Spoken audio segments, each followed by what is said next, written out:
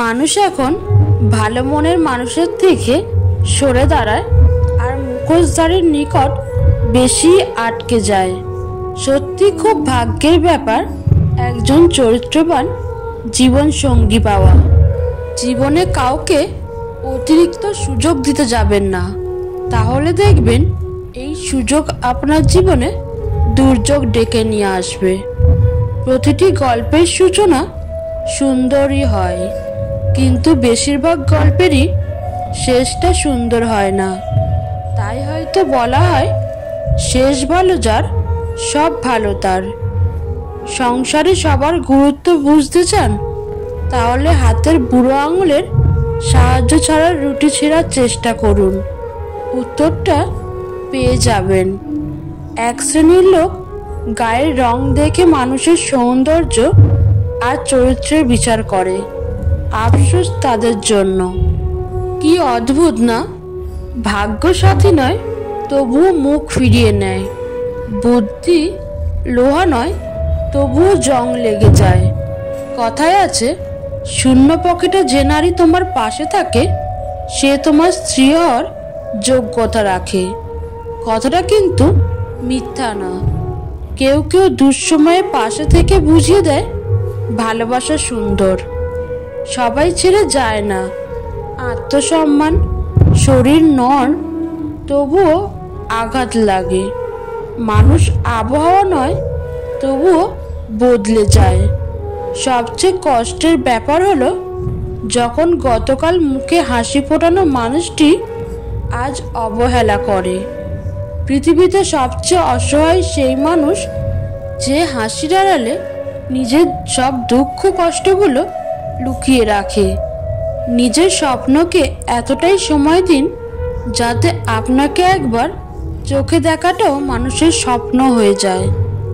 আজকাল কথা কম বললেই বেশি ভালো লাগে, কারণ আমি জানি কথা বোঝার মতো মানুষের সংখ্যা খুবই কম, কিন্তু আঘাত করা মানুষের সংখ্যা অনেক বেশি।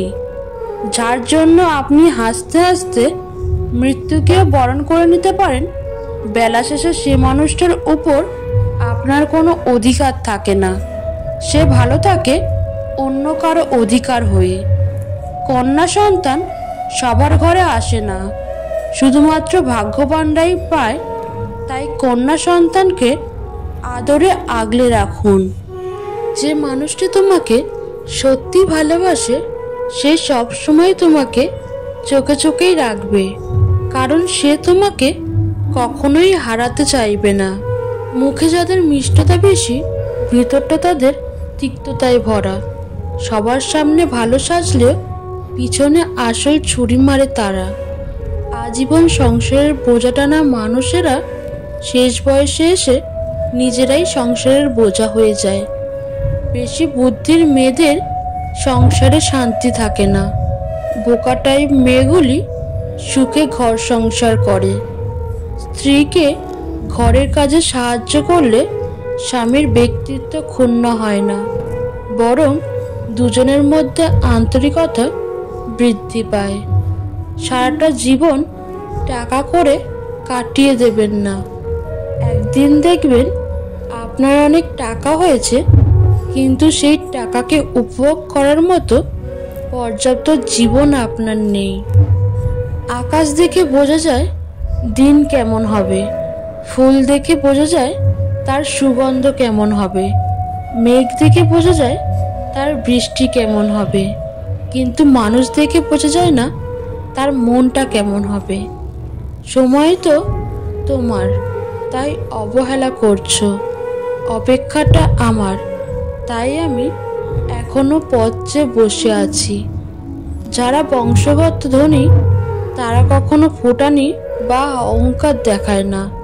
ফুটানি দেখায় তারা যারা হঠাৎ করে টাকার মুখ দেখে কি করবে দিশা পায় না।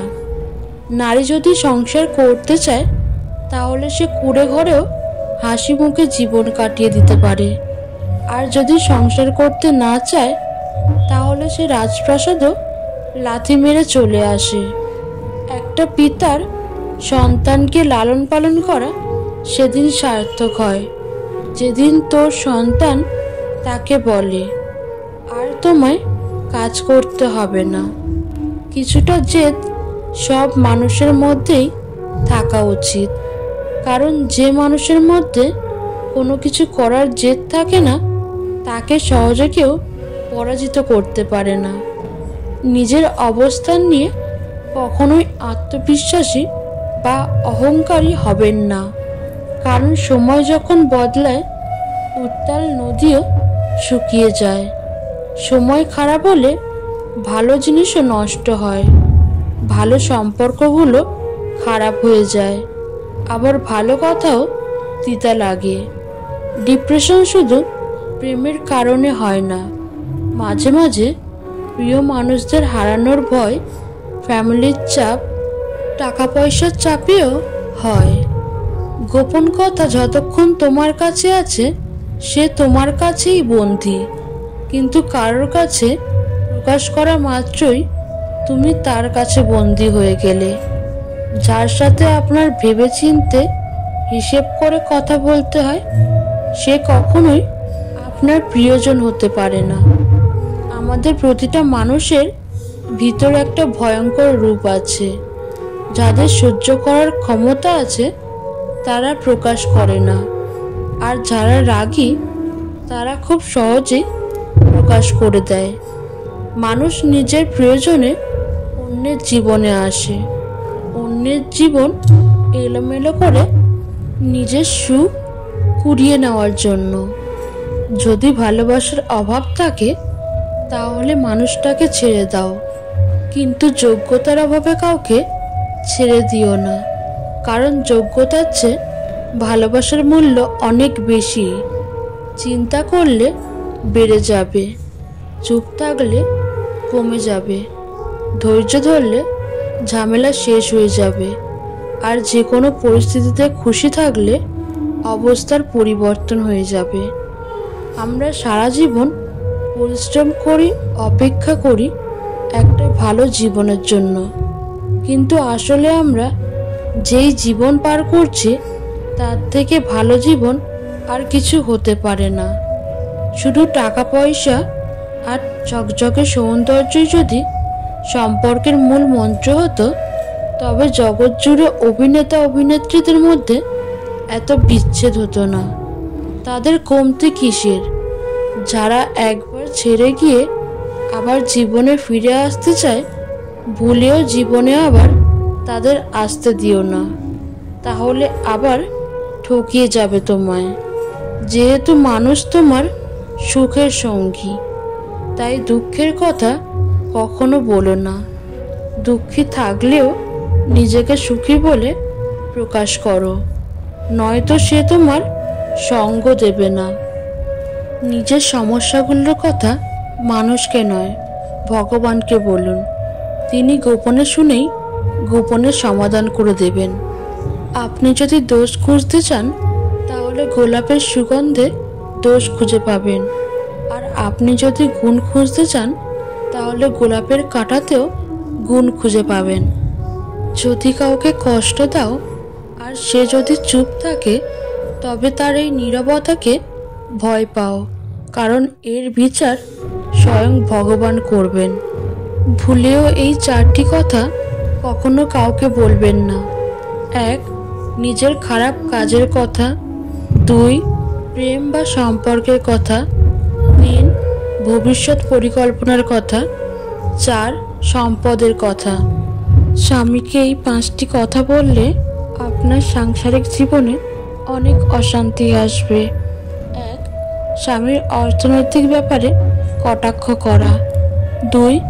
অন্যের সামনে স্বামীর কোনো কিছু নিয়ে মজা করা। 3. স্বামীকে কাজ নিয়ে খোঁটা দেওয়া। 4. তাকে সব ব্যাপারে অভিযোগ করা। 5. তাকে ছোট বড় সকল ব্যাপারে দোষারোপ করা।